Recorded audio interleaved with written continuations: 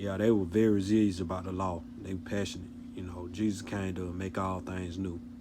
He was the Messiah that was spoken about through the prophets. You hear people say Jesus Christ, Jesus Christ. Even before now, years ago, you always heard Jesus Christ, but it didn't come with no revelation.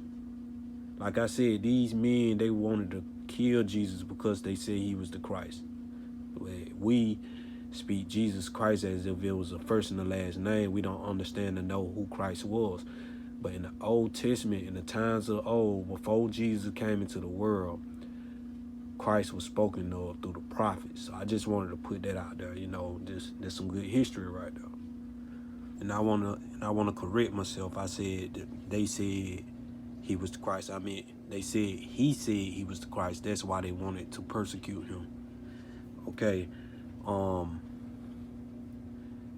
Long story short, the 12 disciples, they followed him faithfully because they had a revelation who Jesus was.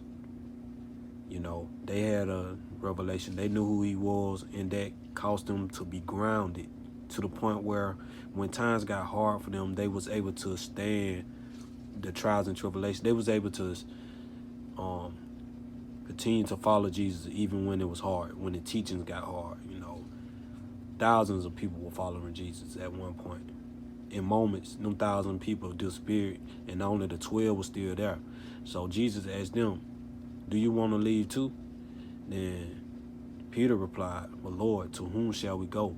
You hold the words of eternal life." So they had a revelation of who Jesus was, and that means something. Their eyes have been opened. They have received the redemption for their souls, and they know who he is. God revealed who he was to them. So we don't choose God. God chose us. He drew us to himself. He opened our eyes. We can't open our own eyes like Jesus told the people. I hope I'm not, all over the place with it. But the Pharisees had found the man, because he was sharing his testimony. And more people started to believe in Jesus because of the miracle, and they were envious of that. They were trying to kill him. But they took the blind man. Well, the man got sight now, but they took him into their temple, and then they started asking him questions. They had him on trial. They were like, "Do you believe in this guy? Is you one of his disciples?" Man, I'm like, "No." It was a lot of details. I'm gonna try to get to the point, but the way it ended, they even got the man's parents, and they were like, "Was your son born blind?"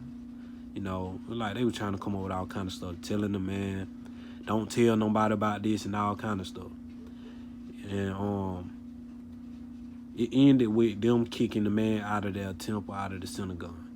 And Jesus found the man, and he asked the man, "Do you believe in the Son of Man?" And the man was like, "Yes, show me the Son of Man."